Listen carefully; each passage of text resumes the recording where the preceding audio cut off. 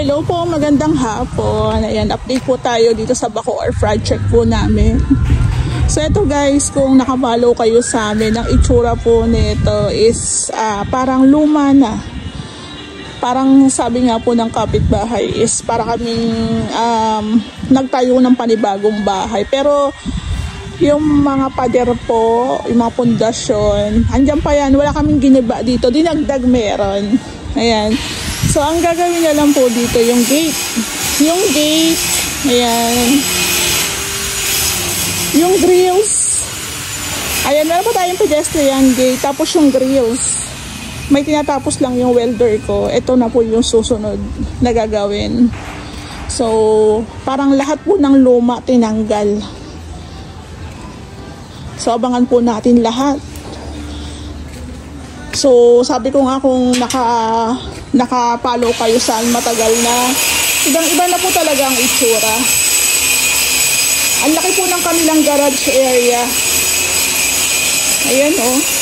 Alam nyo guys, yung gantong area sa front extension, pag may mga birthdays, ang ganda. Ayan oh. Tapos dito po maglalagay pa kami ng additional outlet para kung walipawa magkakaraoke o kaya magpapasounds, may saksakan. Nakalimutan lang namin pero pwede naman ihabol. So guys, ito tingnan niyo yung mga bintana oh. Ay, mga sliding windows. Ayan po.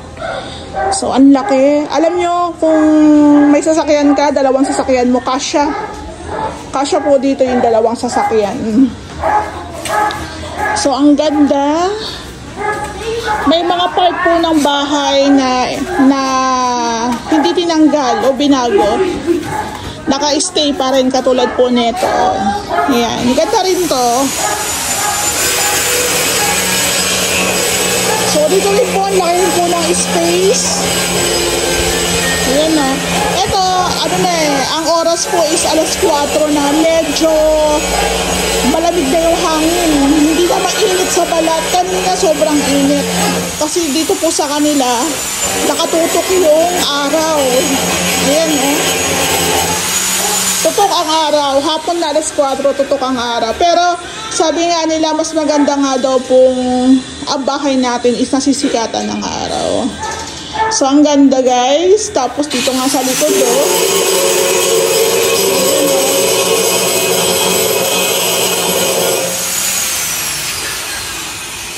So eto ulitin ko po ulit kung nakapalo kayo sa amin at naumpisahan nyo po to. Mapapansin nyo talaga ibang-iba na. Ibang-iba na po talaga yung bahay. Yung loob silipin natin. Ayan, ang kulang na lang po namin dito yung ating main door. Ayan. Main door, si Ray po ang gumagawa ng cabinets. Tapos nagpatulong na lang po kami sa pinto tsaka kay Bayaw. Ayan.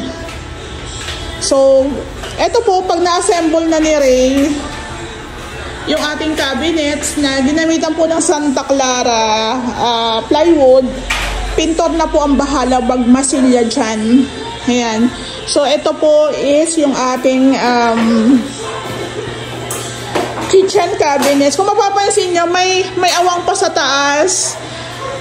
Itutuloy po namin yung cabinets dyan. So, ito po, yung kitchen cabinets po ito. Yung pinakataas, dahil mataas yung ceiling natin, ayan na po yung parang storage. Kasi nga po, kita nyo, ayan o. Ando po yung abang para po sa rain shield, para po ma-hide yan o ma-cover. So, ang kagandahan din po dito, magkakaroon pa sila ma'am ng storage. Ayan. So, ito guys, sabihin ko lang din po pala, ang sukat po ng cabinets namin is nasa 40 cm ang pinakalapad. Nag-base po kami sa microwave. Yung microwave po kasi malaki. So, ayun din po yung kagandahan na nakaabang na po yung microwave. Ayan. So, ito, yung range hood natin, nakasukat na po yan, 60. So, ayan na po yan. Tapos, dito po, dito po yung gas range ni ma'am. Tapos, dito po yung washing. Washing natin na mayroon ng outlet. Tsaka po para sa water. Tapos, floor drain. Ayan. Tapos ito yung storage. Ayan.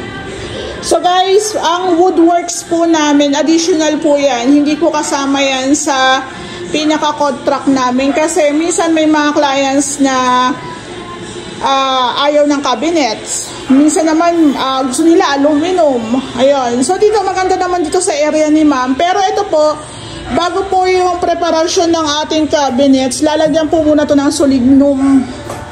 Ayan, papahiram po siya ng solignum para antay-anay. Ayan. So maraming paglalagyan dito si ma'am. Mga cleaning materials, mga stock, walis tambo. Ayan, pwede naman. So, ayan na.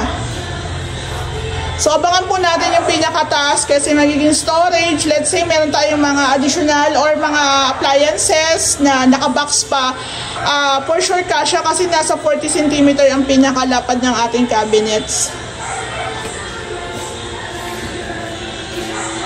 So, bali guys, dito sa unit nila, ma'am, madali na lang po yung mga ilang instruction, madali na lang sundan kasi halos patapos na rin po kami. Sabi ko nga sa inyo, ang huling part po dyan is yung kitchen cabinets. Pero kasi yung welder ko kasi medyo nagkasakit, nagpa-check up muna pero nakabalik naman na. So baka po by Monday dito na po ulit si Kuya Bok. So, siya po kasi ang in charge sa ating mga gate, sa mga fence. Tapos, ito nga po pala, napansin niyo po, naka-sliding windows.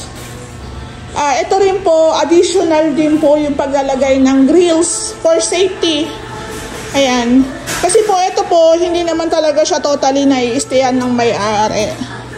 So, katulad din po sa Carmona, yung mga sliding po natin, lalagyan din po yan ng grills for safety. Pwede naman po yun. So, depende. Kaya yung mga part na ganyan is additional po talaga.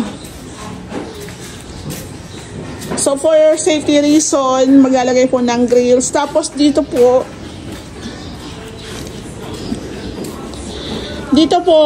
meron din po ditong sliding door. So, yun din ang concern nila. Mas maganda kung lagyan ng grills. Pwede naman. Pwede naman po. Para for safety rin talaga. So, meron pa kami mga metal works na gagawin. Abangan nyo. So, todo talaga yung ating gawa. Dito nga po, meron ako naiisip na ilagay. Kasi medyo opunting nga sa likod na part. Naghahanap ako na pwedeng gawing fence. Para ma-hide lang po itong part na to. Then, parang pantay siya. Malinis tingnan. Ayan o, diba? O, ito po yung likod na part dati. Tagusan po yan dito sa ating kitchen area. So, ang ganda. Alam nyo, mas malamig nga dito. Sa totoo lang, mas malamig po dito. Mas malamig po dito. Kasi dito po sa front, andiyan pa po yung sikat ng araw. Ang init. Lalo na kanina po mga 1 to 2. Hindi ko kinaya eh. Pumunta ako ng pinabuksan ko kaya yung sasakyan. Doon ako nag-stay. Kasi talagang yung hangin ng init, yung buga, talagang parang masusuffocate. Pero pag nasa loob po, hindi mainit kasi hindi lang ako makapag-stay kasi yung dust ng cabinet, yung pagputol po, ayun din ang problema. So, mas malamig po tumambay dito. Ayan o, lamig. Tapos yung hangin niya po, pag malakas ang hangin, tumatago siya dito sa ating kitchen. So, magandang ventilasyon talaga. Ayan o. So, laundry area, ayan. Lagyanan po ng mga stocks. Ayan o, diba? Ayos, diba? Konti na lang, malapit nang matapos. Pagbalik ng may-ari, okay na to. Tapos na. Ayan, yung bathroom natin, ang kulang na lang po nito. Yung pinto, tsaka po yung ating enclosure sa ating shower. Ayan, patapos na po talaga yan. O, diba ganun lang, ikot-ikot lang ako dito sa bahay. Tapos po pala, bukas po pala naka-schedule yung installation ng ating aircon. Dalawang aircon po dito sa may kwarto. Ayan, dalawang kwarto, dalawang aircon yan. So, nakaabang naman na po yung ating mga outlet. Ayan po. Tapos yung isa po na 2.5, dito na po namin yan ipapalagay. Sa center na lang po ng ating bintana. Sakto na po yung buga niyan dito.